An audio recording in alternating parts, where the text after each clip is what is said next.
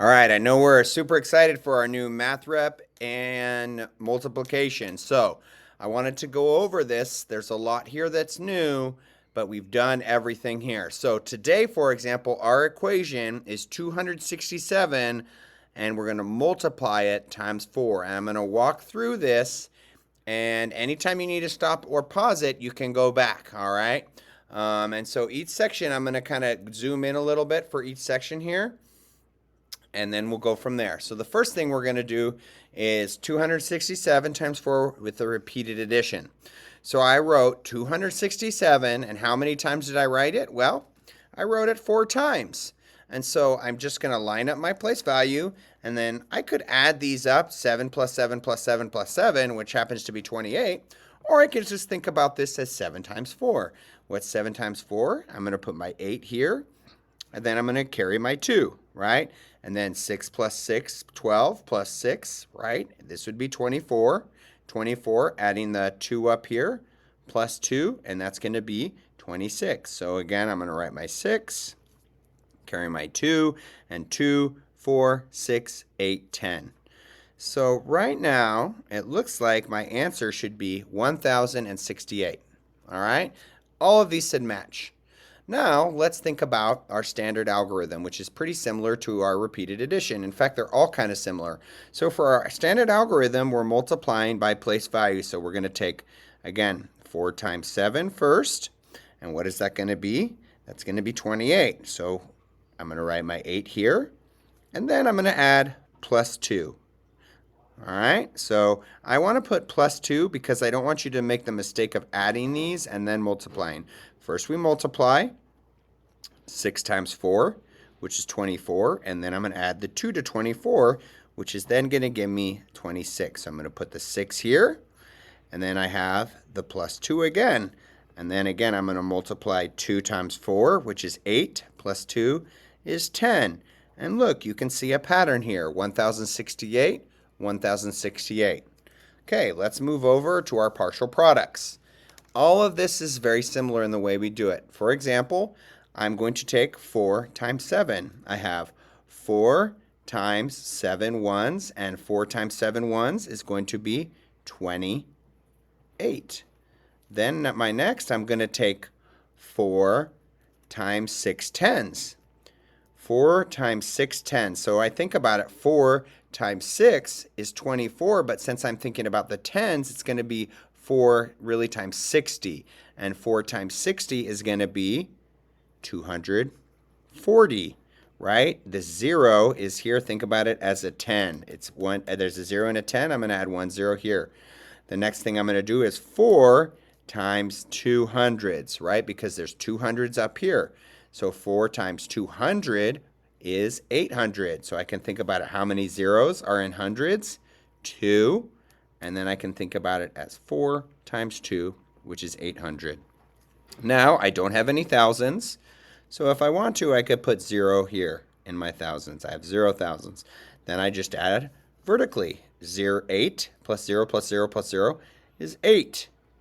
2 plus 4 plus 0 plus 0 is 6.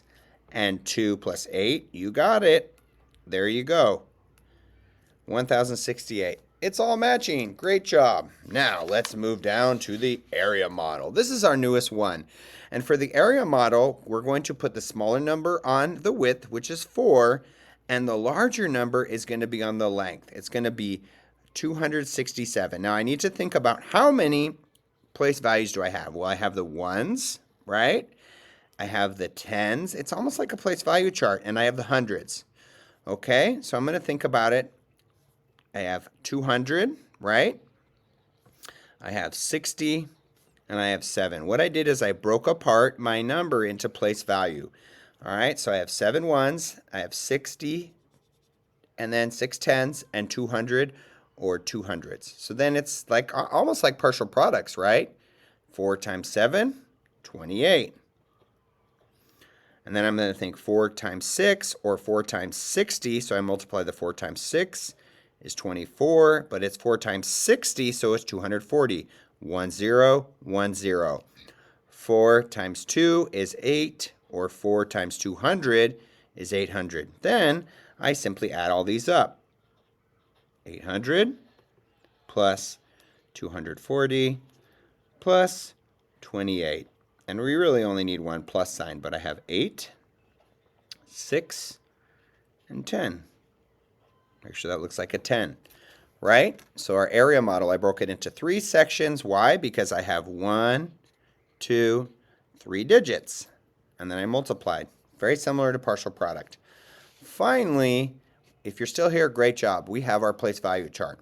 So what I did is I put for 267, I put 7 ones here, 1, 2, 3, 4, 5, 6, 7. I put 6 tens, 1, 2, 3, 4, 5, 6, and I have 2 hundreds, but I'm multiplying it in groups of 4, right? So I'm going to need 4 groups of 7.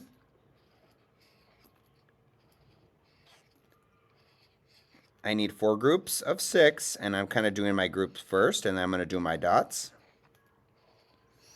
Try to keep it organized, and then I have 4 groups of 2. And I'm going to do my best to keep it organized, okay? All right, so then again, thinking 4 groups of 7, so how many in each group? 1, 2, 3, 4, 5, 6, 7. 1, 2, 3, 4, 5, 6, 7. 1, 2, 3, 4, 5, 6, 7. So think about this as 7 times 4, which is going to give me 28. Now, if you notice, I'm going to have to do some regrouping because I have 10s here. See, there's the 2, so I'm going to need to move 2 10s. I'm going to move 2 10s, right? So let me see. I'm going to take 1, 2, 3, 4, 5. Here's a 10, 2 groups of 5. Let me get a different color marker. Here's 1 group of 5, right here. 2 groups of 5. This is 10. And then I'm going to do the same thing here. Right? So I should have, oops, add this one.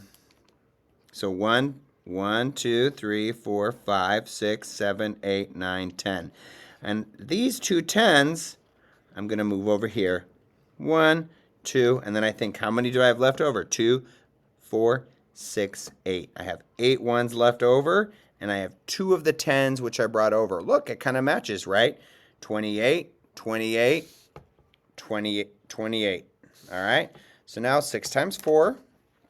Again, this is 1 group of 6, 2 groups of 6, 3 groups of 6, and 4 groups of 6.